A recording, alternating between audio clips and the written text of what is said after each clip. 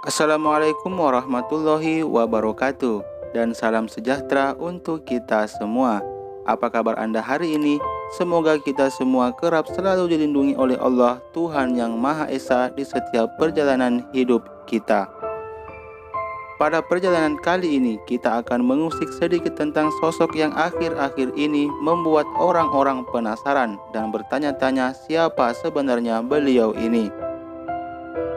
Kita semua pasti penasaran dengan sosok Bosman Mardigu. Saya sendiri sejak pertama kali mendengar opini-opini beliau melalui Instagram dan YouTube, sampai saat ini masih mencari-cari tahu siapa sebenarnya beliau ini. Anehnya, semakin mencari tahu tentang beliau melalui jejaring dunia maya, semakin sulit menemukan tulisan-tulisan tentang dirinya. Bahkan situs besar seperti Wikipedia tidak menyediakan informasi apapun tentang Bosman Mardigu. Kemudian saya mencoba research ulang melalui Google Search. Ternyata terdapat tampilan Wikipedia yang pernah memberikan informasi tentang beliau, namun justru telah dihapus. Ini adalah hal yang aneh. Menurut saya, sebuah kejanggalan profil Bosman Mardigu sebagai orang besar justru dihapus oleh Wikipedia. Beliau ini memang membuat rasa penasaran dan ingin tahu kita semakin menggebu-gebu. Semakin kita menonton opini-opini beliau yang begitu mudah dipahami dan masuk akal, semakin kita ingin tahu tentang sosok beliau.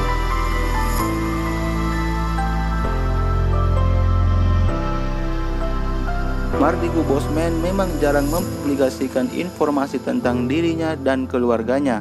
Sepertinya beliau tidak ingin kehidupan dirinya dan keluarganya diketahui khalayak banyak. Ataukah justru beberapa orang atau tokoh tidak menginginkan Mardigu Bosman diketahui publik? Pasalnya, Mardigu berhasil menarik perhatian publik melalui opini pemikirannya yang menakjubkan. Seperti dalam videonya yang memaparkan bagaimana masa depan ekonomi negara di tengah wabah corona dengan narasi sederhana namun padat ilmu. Juga pemikirannya mengenai peluang strategis Indonesia untuk menyalip dan terlepas dari ekonomi Cina dan Amerika. Kemudian mengenai printing money untuk usaha dan industri yang memaparkan resiko inflasi yang sangat minim dibanding printing money untuk penanganan wabah corona yang menurutnya berakibat pada inflasi besar. Ucapannya sangat lugas, sederhana, dan mudah untuk dipahami siapa saja yang mendengarnya. Melalui video-videonya kita yakin bahwa Mardigu Bosman adalah sosok yang sangat berpengalaman dan berwawasan ekonomi dan politik yang sangat luas. Cara berpikirnya seolah tidak masuk akal, namun mudah diterima akal, ibarat anak panah yang tepat mengenai sasaran bagi para pendengarnya.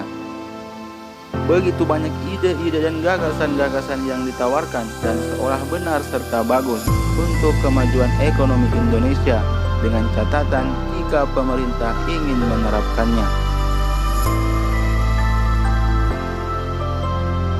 Siapa sebenarnya beliau ini? Bagaimana beliau tumbuh dan besar sebagai sosok Bosman Mardigu yang luar biasa ini? Beliau bernama lengkap Mardigu Wawik Prasantyo dan lahir di pertengahan tahun 1960-an. Beliau sering bercerita bahwa ia adalah seorang introvert. Tidak heran jika beliau memang jarang atau bahkan tidak pernah mempublikasikan kehidupan pribadi dan keluarganya di sosial media. Ayah dari 4 orang putra dan putri ini dibesarkan sebagai anak kolong dari ayah pensiunan Angkatan Udara berpangkat kapten. Karena perjalanan dinas orang tuanya membawanya tinggal di banyak kota di Indonesia yang membuatnya berisi akan pengalaman kulturasi. Mardigu lahir dan dibesarkan di tengah keluarga dengan latar belakang pendidikan pesantren yang sangat kuat. Salah satunya adalah pesantren Sinogiri yang memberinya warna tersendiri pada sisi kehidupan beliau. Keluarganya adalah keluarga santri. Kehidupan duniawinya yang bisa dikatakan lebih dari kata cukup tidak menghalanginya dari belajar dan paham tentang kehidupan agama. Yayasan Anak Yatim Indonesia, ya yayasan yang didirikan Bosman Mardigu untuk menyalurkan sebagian hartanya untuk kepentingan agama dan maslahat orang lain. Beliau juga dikabarkan merawat beberapa pesantren di Indonesia.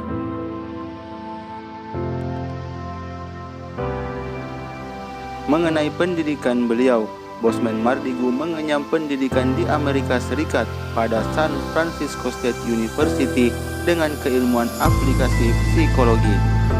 Beliau adalah seorang entrepreneur kelas atas dan dikenal sebagai pengusaha minyak dan gas. Bosman Mardigu adalah founder sekaligus owner dari sebuah perusahaan minyak ternama. Kontribusinya selama ini untuk membangun Indonesia tidak diketahui sama sekali dan tidak berjejak sama sekali. Namun Bosman Mardigu terlibat dalam momen penting yang mengancam negara ini. Ya, beliau adalah seorang ahli dan pakar intelijen teroris. Lebih dari itu, beliau adalah desain arah pergerakan intelijen yang sudah mewawancarai sekitar 437 lebih anggota teroris pada tahun 2010. Bosman Mardigu sering menjadi narasumber yang tidak hanya menganalisa gerakan teroris, namun juga mencari petunjuk hal-hal yang masih belum jelas dalam kasus-kasus terorisme. Sampai di sini mungkin Anda bingung atau Anda semakin penasaran dengan beliau. Latar belakang psikologi, pengusaha gas dan minyak, namun menjadi pakar intelijen teroris. Beliau adalah seorang mantan staf ahli Kementerian Pertahanan tahun 2014 sampai 2019. Aktif mengajar di Sekolah Tinggi Intelijen Negara, mengajar di Sandi Yuda, yaitu satuan Kopassus yang memiliki spesifikasi tugas perang rahasia atau clandestine operation, termasuk kemampuan dalam intelijen tempur atau combat intelligence dan counterinsurgency atau kontra pemberontakan. Beliau juga aktif di Badan Intelijen Negara dan Badan Intelijen Strategis. Materi geopolitik, geoekonomi, dan geostrategik sudah dipahaminya sangat dalam karena beliau pernah mengikuti Lemhamnas atau Lembaga Ketahanan Nasional, sebuah lembaga yang dibentuk pemerintah sebelumnya untuk menciptakan dan mendoktrin para calon menteri sebelum terpilih. Masalah nasional dan internasional begitu mudah diuraikan melalui narasi sederhana oleh beliau. Bosman Mardigu meyakini bahwa dunia ini dikendalikan oleh segelintir orang yang punya kepentingan atas kebutuhannya sendiri. Ini bukan tanpa bukti, namun berdasarkan riset dan analisisnya sendiri, didukung dengan hobinya membaca serta diskusi-diskusi yang telah beliau lewati bersama tokoh-tokoh besar dunia.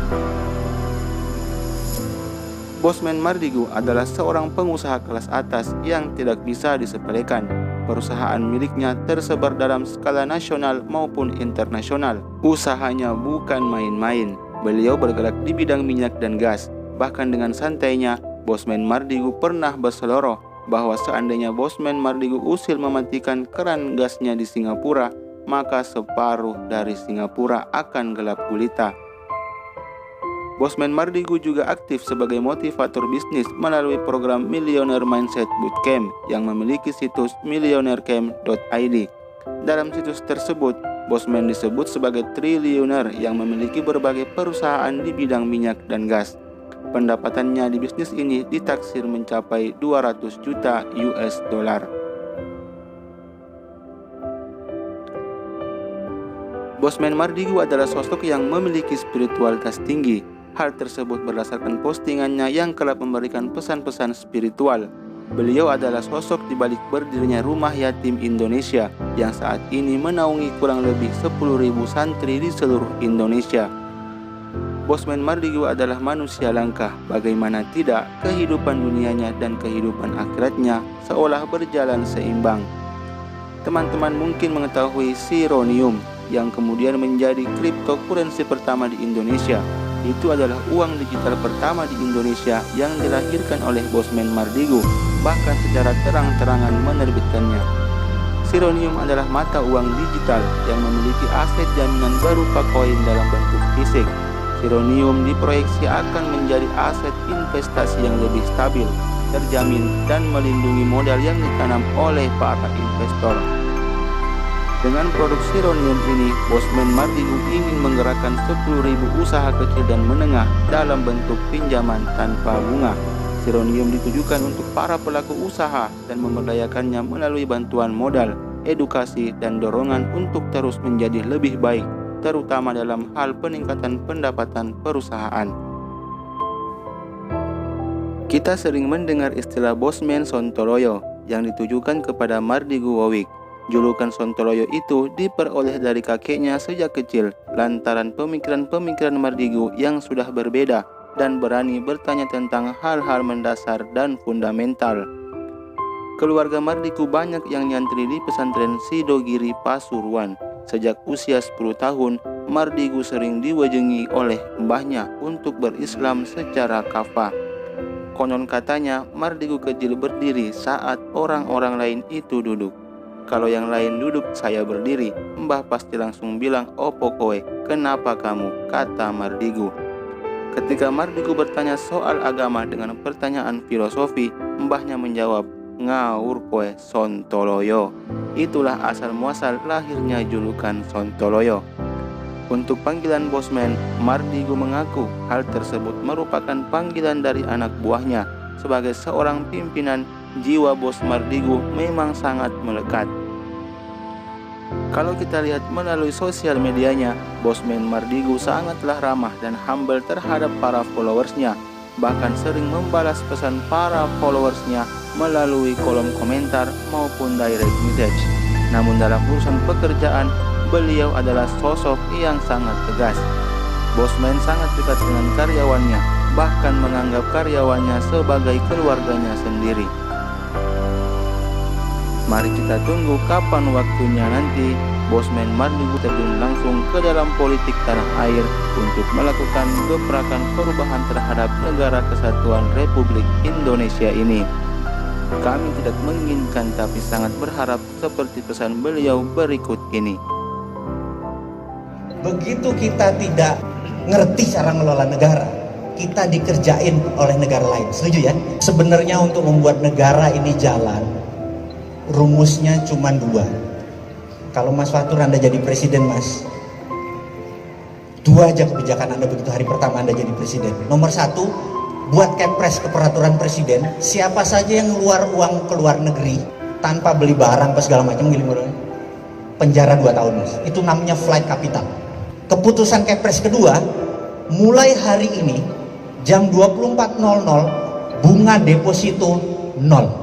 Mas, kalau Anda punya 1 triliun, setiap tahun Anda dapat 50 miliar, betul ya?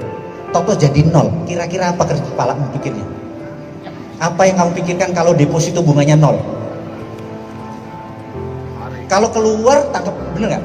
Akhirnya akan menjadi usaha di negara sendiri. Ini di Mayahnya yang punya usaha langsung gue invest tuh tempat lo, bener nggak? Ada 11.000 triliun di bank sekarang nganggur. Dalam 1 malam keluar ekonomi Indonesia maju nggak? Syariah nggak bangsa ini? Berkah nggak? Nggak ada riba? Betul nggak? Udah nggak ada riba, berkah, ekonomi maju dalam semalam, bener nggak? Gitu aja kok repot, bener nggak?